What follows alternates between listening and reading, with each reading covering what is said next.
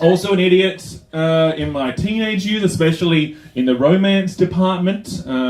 Give me a quick survey before I go into this next section. Give me a round of applause if you're the sort of person that likes to put on music when things are getting a little romantic, a little hot and heavy. Who likes to put on music when things are getting a little bit down? Okay, a good portion of you. I'm going to assume that everyone else prefers silence and squelching. Okay. That's fine. It's okay. For me, though, it was always less about setting a mood, more about masking. You know what I mean? It's a nice gesture to your housemates. They don't need to hear what's going on in your room if you have someone over. Okay? It's not a very subtle gesture. The same rule applies that if you go to the bathroom and you do a big poop, you might spray a ton of air freshener afterwards. People know what you did in there, but they appreciate the thought. You tried to cover it up, Your housemates aren't stupid. Like, you go into your room with a girl or a guy, loud music starts playing. You don't have that dumb housemate afterwards going, "Hey, Vanessa, we need to talk to you about these little dance parties you keep having in your room." Okay?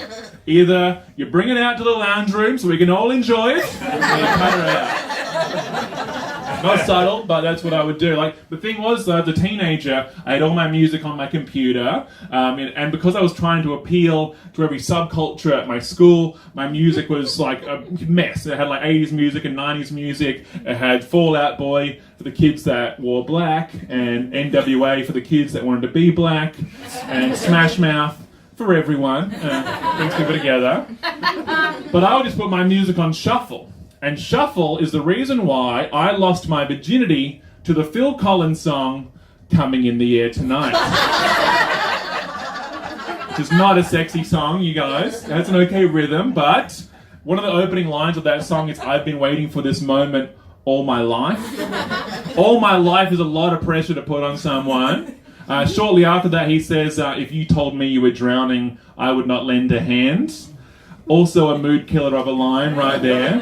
That's up there with other mood-killing lines like, "I need to do a load of wash after this," and "good effort, champ." It's not what you want to hear. It didn't work out with that girl. She dumped me on my birthday over MSN Messenger. So, but I'm not still thinking about it.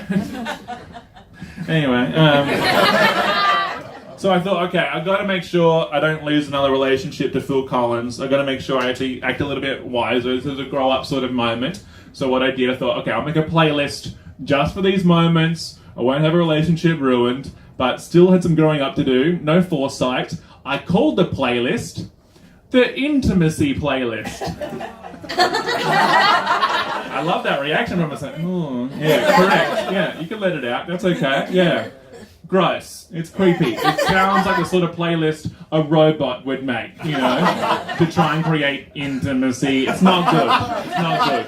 But I didn't see a problem with it. I could have called it something cute, like Spoon Tunes, or just something more accurate, which was songs that aren't Phil Collins. That would have been fine. But I called it this, and the problem arose.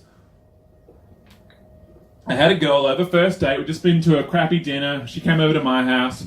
And I thought, time to put on some music, may as well debut the IPL. And I went over to the computer and I hit play, but what I didn't realise is that she had followed me over to the computer. And she saw the name of the playlist. And she went, "The Intimacy Playlist? What do you think's about to happen?" And I was like, "Intimacy?" She was like, "Is that a robot impersonation or an alien?" And I realized in her mind, like, I could see in her eyes, like I may as well have just been putting, lighting a series of candles in one swift motion and throwing on a satin gown just by how forward I was being. 2 minutes home, I've skipped the Just Getting to Know You playlist, or the Let's Chit Chat on the Couch playlist, straight to Intimacy, which is a pretty full-on move for a 19-year-old or whatever I was at the time. And it was pretty full on. Like, I could see in her eyes that she assumed the playlist was nothing but boom, boom, boom, I want you in my room, and I'll make love to you, just on loop, But that's not the Intimacy Playlist. That's the Venga Boys to Men playlist. Totally different thing. Try it out sometime. It works none of the time. But she was too cool for me, I'll admit. She listened to the Smiths, which meant I had to find out who the Smiths were. Too much work, you guys. But shortly after that, and obviously shortly after that, I had a little bit more, wisdom, a little bit more retrospect. I realised that the intimacy playlist was less like the sort of playlist you'd put on when you have someone over, and more like the sort of playlist you'd listen to if you have intimacy issues. To just listen to alone in your room, staring at yourself in the mirror, just going, "You're okay.